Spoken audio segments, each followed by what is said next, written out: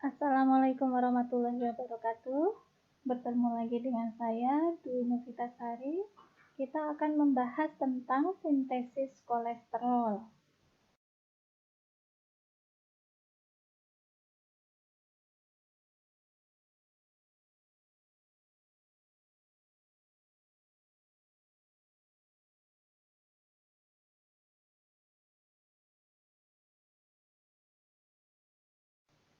Seperti kita ketahui bersama, kolesterol adalah senyawa lemak yang terdapat nyaris di seluruh produk binatang.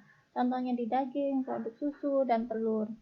Kegunaan kolesterol sendiri digunakan oleh tubuh untuk membentuk vitamin seperti vitamin D dan hormon, yaitu contohnya hormon basis kolesterol adalah estrogen, progesteron.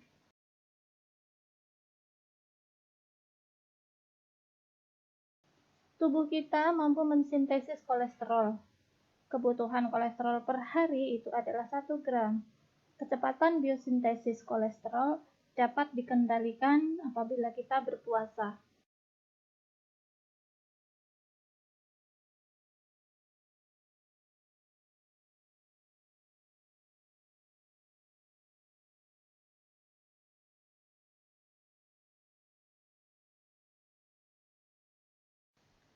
Bahan baku sintesis kolesterol adalah asetil-CoA.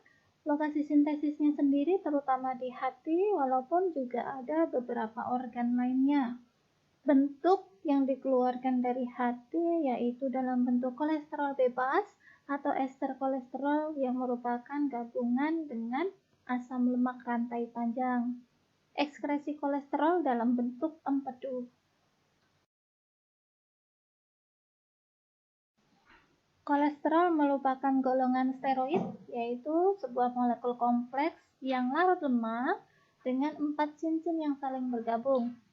Bentuk terbanyak dari steroid adalah sterol, dalam artian steroid alkohol. Kolesterol adalah sterol utama pada jaringan hewan.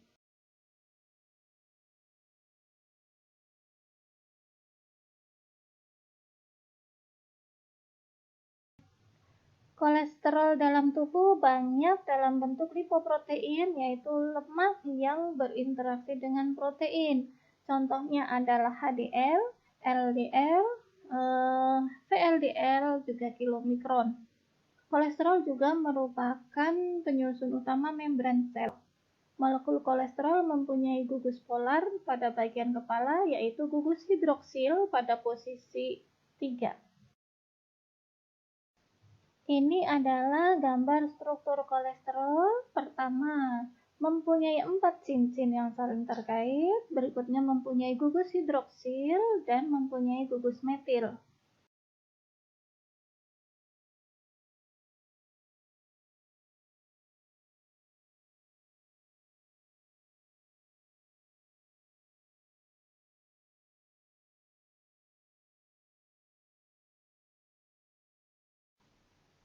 Sumber kolesterol dari luar seperti daging, telur, hati, ikan laut itu bisa kita dapatkan dari diet kita di makanan.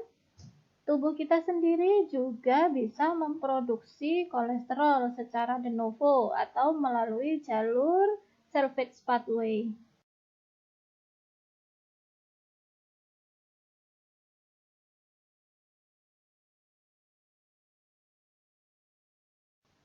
Fungsi dari kolesterol yaitu pertama pembentukan asam empedu, pembentukan vitamin D dengan bantuan sinar matahari, kemudian bisa menjadi hormon adrenokortikal, hormon oleh kelenjar ovarium seperti progesteron dan estrogen, oleh testis menjadi hormon testosteron.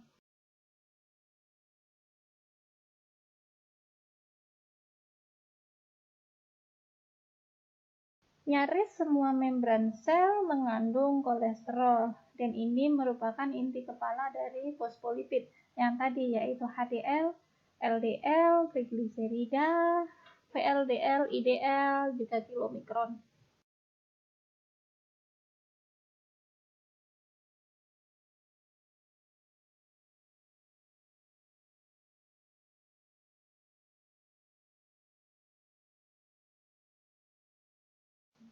Kondisi hiperkolesterolemia akan menyebabkan batu empedu serta aterosklerosis, yaitu penumpukan kolesterol di dinding pembuluh darah. Akibat dari aterosklerosis akan menyebabkan berbagai penyakit lainnya seperti penyakit cerebrovaskuler, penyakit vaskuler perifer, serta penyakit vaskuler koroner.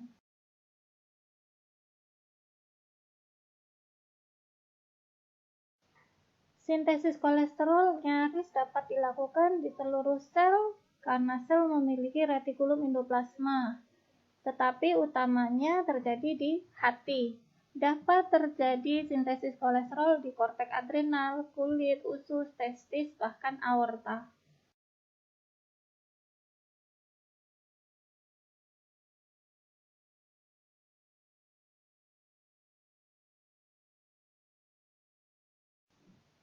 Inti dari biosintesis kolesterol jalur de novo yaitu ada 4 proses. Pertama, perubahan asetil-CoA menjadi mevalonat.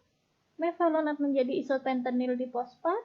Isopentanil difosfat akan dirubah menjadi skualen dan akhirnya penutupan cincin skualen akan membentuk kolesterol.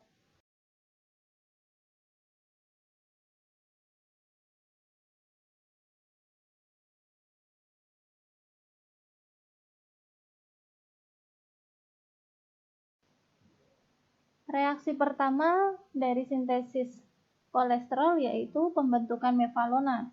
Awalnya terjadi penggabungan dua gugus asetil-CoA akan menjadi asetoasetil-CoA.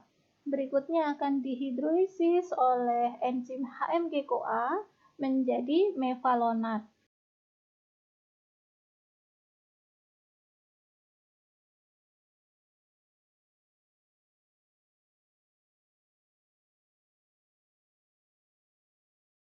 Reaksi ini nomor pertama yaitu 3-asetil-CoA akan membentuk HMG-CoA, yaitu 3-hidroksi-3-metilglutaryl-CoA. Berikutnya akan menjadi mevalonat. Ada hormon yang meningkatkan sintesis kolesterol di sini, yaitu insulin, tiroksin, serta glukagon menghambat reaksi dari HMG-CoA reduktase.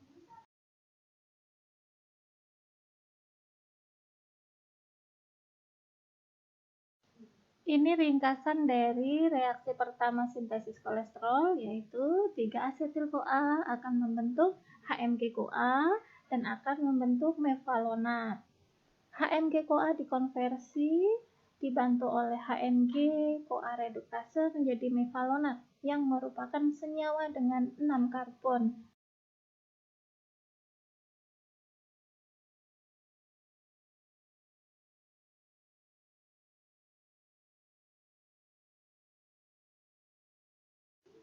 Reaksi berikutnya membentuk isopentanil difosfat, di mana mevalonat mengalami fosforilasi 3 kali oleh gugus fosfat.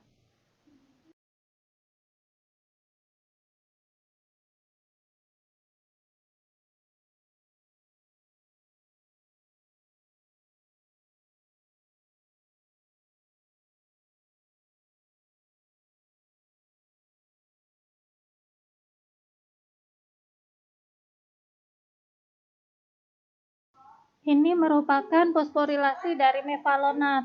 2 kali fosforilasi mevalonat akan menghasilkan mevalonil difosfat. Kemudian mengalami fosforilasi 1 kali lagi menjadi isopentanil difosfat.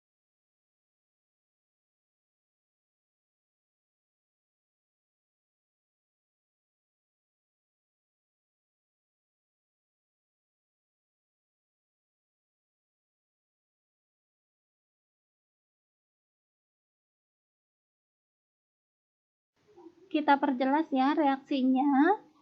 Mevalonat akan mengalami fosforilasi sebanyak 3 kali. Mevalonat plus ATP akan membentuk mevalonat 5-fosfat. Berikutnya plus ATP akan membentuk mevalonat 5-difosfat. Dan terakhir akan menjadi mevalonat 3-fosfo-5-difosfat. Mevalonat 3-fosfo-5-difosfat ini akan mengalami karboksilasi akhirnya menjadi isopentanil difosfat. Tahap ketiga membentuk skualen. Ada 6 gugus isopentanil difosfat yang akan berkondensasi dengan membebaskan gugus difosfat, menghasilkan hidroksikarbon skualen di mana dia mempunyai 30 atom karbon, 24 pada rantai dan 6 dalam bentuk cabang gugus metil skualen.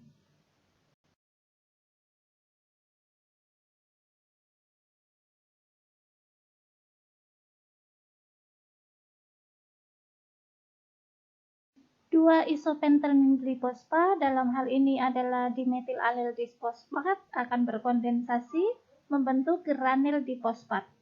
Dua granil difosfat akan membentuk farnesil difosfat yang akhirnya akan menjadi skualen.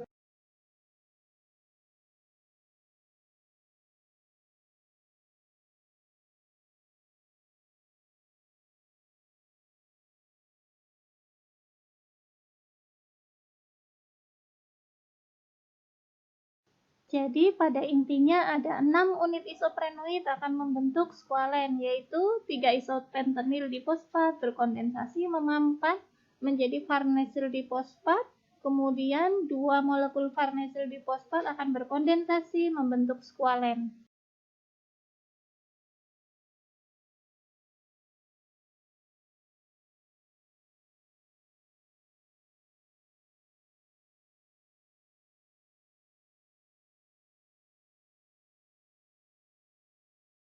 Tahap terakhir yaitu membentuk kolesterol. Tadi kita mempunyai skualen di mana bentuk strukturnya adalah lurus, linier. Dia akan melingkar membentuk siklik dengan 4 cincin yang terkondensasi. Ini merupakan salah satu ciri steroid. Akhirnya dari melingkarnya skualen akan membentuk lanosterol yang pada akhirnya membentuk kolesterol.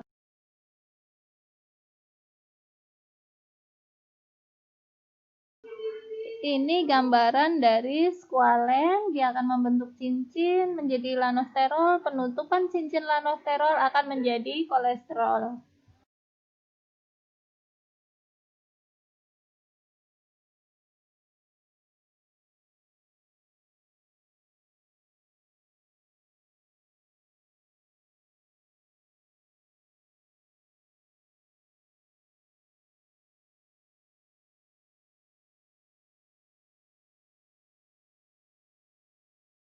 Skualen yang mempunyai struktur yang sangat mirip dengan inti steroid akan mengalami penutupan cincin dan akhirnya membentuk lanosterol.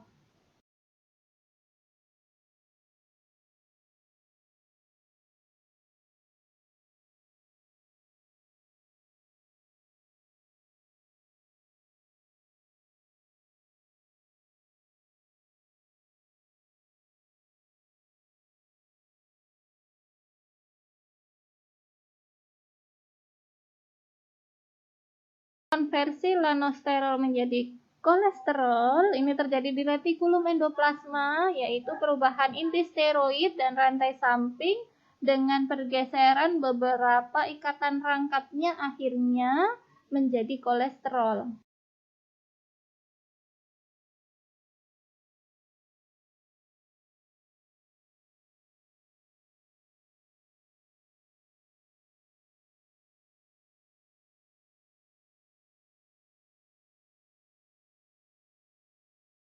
Konversi lanosterol menjadi kolesterol pada mulanya mengalami gugus metil pada C14 dioksidasi, juga pada C4 dikeluarkan membentuk simosterol. Terjadi pergeseran ikatan rangkap dari C89 juga pada C78, akhirnya menjadi 24 hidroksikolesterol. Reduksi ikatan rangkap dari rantai samping desmosterol akan menjadi kolesterol. Ini merupakan regulasi sintesis kolesterol di mana ada penghambatan reaksi agar tidak terjadi hiperkolesterolemia.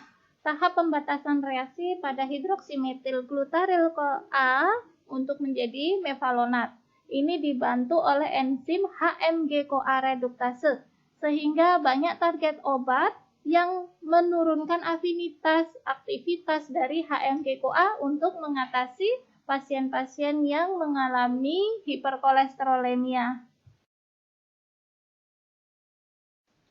Selain kontrol pada enzim HM-GCoA reduktase, sintesis kolesterol juga dikontrol oleh konsentrasi protein secara spesifik, yaitu protein pembawa sterol yang mengikat senyawa antara yang tidak larut dalam air. Kondisi berpuasa serta tingginya lipoprotein plasma yang mengandung kolesterol akan menurunkan biosintesis kolesterol.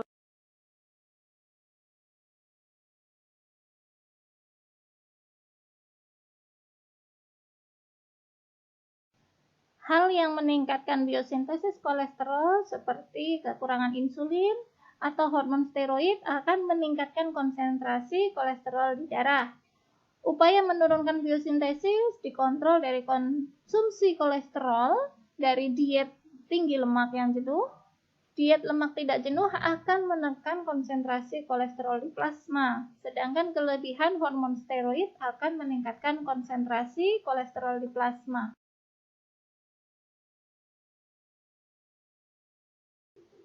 Efek dari hiperkolesterolemi terjadi proses patologi pada pembuluh darah, yaitu aterosklerosis, di mana ada kolesterol yang teroksidasi sehingga merubah struktur dari sel endotel pembuluh darah.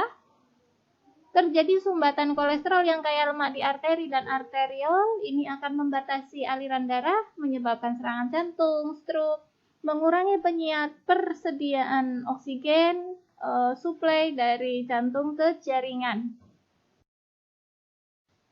Lemak dari diet makanan kita absorpsi nanti dalam bentuk kilomikron, sedangkan lipid yang disintesis dari hati dan jaringan adiposa dalam bentuk lipoprotein seperti HDL dan VLDL. Keduanya akan diangkut ke berbagai jaringan dan organ untuk digunakan ataupun disimpan.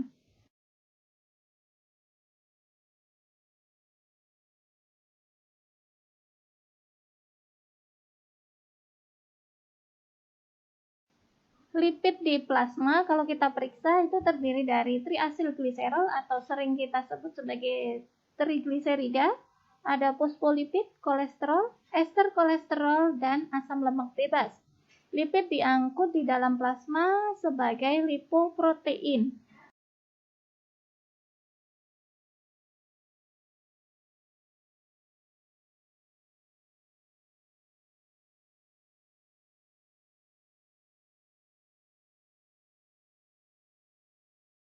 Ada 4 kelompok utama lipoprotein penting dalam pemeriksaan, yaitu ada kilomikron, VLDL very low density lipid, LDL low density lipid, dan HDL high density lipid.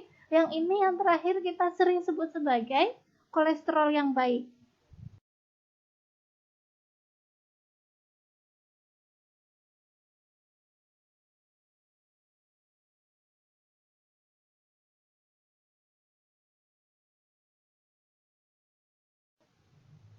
Kilomikron merupakan lipoprotein terbesar di dalam plasma. Ini fungsinya mengangkut hasil pencernaan dan penyerapan kolesterol dari diet dari usus ke hati.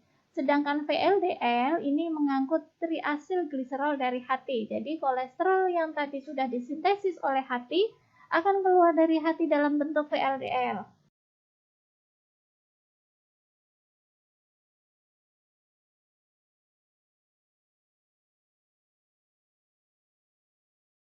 Kemudian ada LDL, ini fungsinya menyalurkan kolesterol ke jaringan, dan HDL, di mana dia kandungan proteinnya, yaitu apoprotein A, apoprotein E, berfungsi membawa kolesterol ke jaringan, ke hati untuk diekskresikan.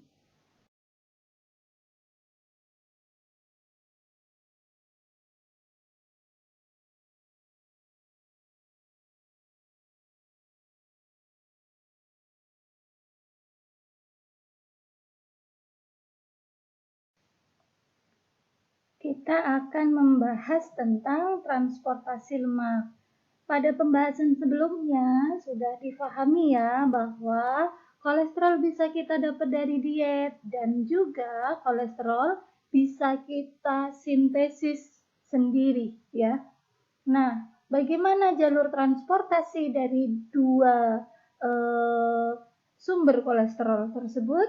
Ayo kita pelajari bersama. Yang pertama, sumber dari diet makanan. Ya, ketika kita memakan sumber-sumber kolesterol dari luar, contohnya apa? Ada daging merah, kemudian ada orang Indonesia masih makan jeroan ya, itu juga kayak kolesterol, ada telur, ada susu. Nah, setelah dicerna di intestin, akan diabsorpsi di usus halus, masuk ke peredaran darah, kemudian dikemas dalam bentuk kilomikron. Jadi awalnya lemak yang kita makan akan diemulsifikasi dengan bantuan garam empedu di usus halus. Dengan emulsifikasi ini memungkinkan droplet lemak yang besar bisa menjadi droplet yang kecil sehingga bisa diabsorpsi oleh usus halus. Absorpsi ini bentuknya adalah misel. Misel itu seperti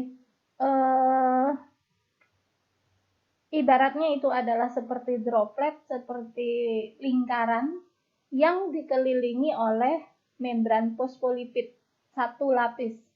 Itu disebut sebagai misel. Kemudian diabsorpsi ke dalam sel usus halus, bagian luminalnya nanti ditransportasikan, dikeluarkan menuju ke kapiler. Dari kapiler ini akan dikemas dalam bentuk kilomikron. Kapiler-kapiler yang berada di sekitar usus halus nanti akan membesar, membentuk vena cava, vena porta hepatica. Ya, apa bentukannya? Kolesterol yang kita dapat dari diet kilomikron. Nah, selanjutnya kilomikron yang sudah ada di pembuluh darah akan bersirkulasi. Nasib kilomikron akan dibawa ke organ-organ yang membutuhkan. Ya, contohnya apa di sini? Ada otot. Kemudian ada jaringan adiposa yang bagian bawah. Nah, kilomikron ini untuk bisa masuk lemak, untuk bisa masuk ke sel otot dan sel adiposa itu membutuhkan enzim. Enzimnya dicatat ya, namanya LPL. Enzim nomor 1, kodenya nomor 1 itu adalah LPL, lipoprotein lipase. Sehingga kilomikron bisa melepaskan asam lemak bebasnya. Bisa ke sel otot, bisa ke sel adiposa. Paham ya? Kita ulangi. Kilomikron untuk melepaskan kolesterolnya, asam lemak bebasnya, menuju organ-organ yang membutuhkan. Contohnya di sini diwakili oleh sel otot sama sel adiposa, jaringan adiposa, membutuhkan enzim. Apa nama enzim tersebut? LPL singkatannya, yaitu lipoprotein lipase. Sekarang dibayangkan, yang tadinya kilomikron bentuknya besar, ketika dia udah memberikan asam lemak bebasnya kepada sel otot dan jaringan adiposa, maka bentuk kilomikron akan menjadi lebih kecil karena sebagiannya sudah diberikan pada sel otot dan sel adiposa. Yang tadinya kilomikronnya besar menjadi kilomikron remnan, yaitu kalau bahasa Indonesianya sisa kilomikron. Dia molekulnya lebih kecil. Ini harus dibersihkan dalam jangka waktu kurang dari 2 jam sejak kita mengkonsumsi lemak tersebut dari peredaran darah. Ya, ikut sirkulasi itu akhirnya kembali ke dari jantung ikut sirkulasi, akhirnya sampai juga ke hati. Ya, dari hati inilah yang akan membersihkan sisa kilomikron. Sisa kilomikron masuk ke hati melalui reseptor ya, melalui reseptor LDL. Kemudian di hati diapakan? Bisa dipecah menjadi kolesterol untuk sintesis. Bisa ya. Dan kegunaan yang lain. Paham? Poin pentingnya, satu. Ketika kita menyerap kolesterol dari diet, makanan, ya, dari makanan, dia akan dibentuk menjadi apa? Di kapiler dan plasma darah menjadi kilomikron. Organ yang membutuhkan contohnya adalah sel otot dan sel adiposa. Enzim apakah yang membantu masuknya asam lemak bebas ke dalam sel otot dan sel adiposa? Yaitu lipoprotein lipase. Yang terakhir, bagaimana nasib dari sisa kilomikron atau kilomikron remnan? Yaitu dibersihkan oleh hati. Untuk apa? Untuk dimetabolisme bisa, untuk menjadi energi, untuk menjadi produk-produk kolesterol, hormon, dan sebagainya. Juga untuk mensintesis. Jelas ya? Oke, berikutnya kita akan mempelajari yang kedua. Yang kedua kita pelajari adalah kolesterol yang dibentuk sendiri oleh hati. Kita di awal sudah mempelajari bagaimana reaksi-reaksi pembentukan kolesterol. Masih ingat? Ada pembentukan mevalonat, pembentukan lanosterol, pembentukan kolesterol. Ingat juga ada pembentukan unit isoprenoid. Ya, silahkan dipahami reaksinya, dilihat video yang sebelumnya. Dari proses sintesis endogenus kolesterol, sumber utamanya adalah asetil-CoA. Setelah jadi, kolesterol ini akan dikemas menjadi VLDL, yaitu very low density lipid. Dia molekulnya lebih kecil dibandingkan kilomikron. Ya, saya ulangi. Jadi kolesterol ditransportasikan ke seluruh tubuh hasil dari sintesis di hepat. Ya, endogenous lipid dalam bentuk VLDL. Very low density lipid. VLDL ini akan dibantu mobilisasinya oleh HDL. HDL apa? High density lipid, di mana produksinya juga dari hepar. Ya. Supaya VLDL ini lekas mendistribusikan asam lemak bebasnya ke organ target. Organ targetnya adalah muscle dan adipose tissue. Jadi sel otot dan sel lemak itu pengguna terbesar kolesterol. VLDL setelah menyampaikan sebagian kecil dari asam lemak bebasnya akan menjadi droplet yang lebih kecil, namanya IDL, intermediate density lipid. Enzim yang membantu pelepasan asam lemak bebas dari VLDL untuk bisa masuk ke sel otot dan sel adipos sama ya, yaitu LPL, lipoprotein lipase.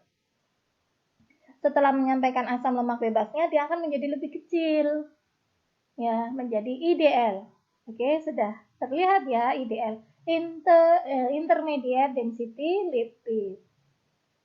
IDL ini bisa lagi bersirkulasi, ketemu lagi sel otot, ketemu lagi sel adiposa, ya, menyampaikan lagi kolesterolnya, free fatty acid-nya dibantu oleh enzim yang sama, lipoprotein lipase. Kalau dia memberikan free fatty acid lagi kepada organ lain, maka dia akan menjadi lebih kecil lagi. Namanya apa di situ? Ada LDL, low density lipid. Ya. Nasib dari LDL sebetulnya bisa langsung kembali ke hati, bisa langsung dibersihkan di hati, ke hati. Dibersihkan dari pembuluh darah ya. Dijaga dalam rentang tetap normal. Bisa masuk ke hati melalui reseptor namanya scavenger reseptor bisa, dan juga reseptor LDL. Kalau LDL sendiri, nasibnya dia bisa dibersihkan dari plasma, juga masuk ke reseptor LDL, atau dia masuk ke jaringan ekstrahepatit yang lain,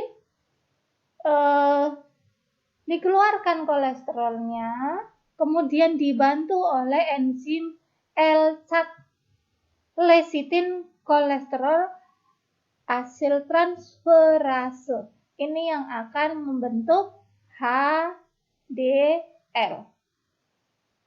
Ya, saya ralat ya. HDL dibentuk di jaringan ekstrahepatik. Enzim yang membantu adalah lecithin kolesterol acyl transferase. Ini yang akan membantu mobilitas dari VLDL. Paham ya? Dan juga membantu mobilitas dari kilomikron.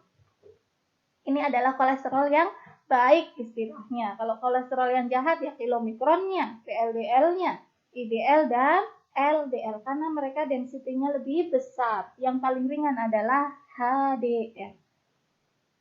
Paham bagaimana nasib kolesterol baik yang dari pencernaan maupun yang dari sintesis di hepar. Saya simpulkan ya, yang sintesis di hepar tadi dikemas dalam bentuk very low density lipid. Untuk bisa masuk ke sel target tetap dibantu enzim yang sama seperti kilomikron, yaitu lipoprotein lipase. VLDL yang sudah memberikan free fatty acid-nya akan menjadi IDL. IDL bisa memberikan free fatty acid lagi, asam lemak bebas lagi, bisa menjadi LDL, low density lipid, atau IDL sendiri langsung balik ke hati, langsung dikembalikan ke hati, masuk melalui scavenger reseptor.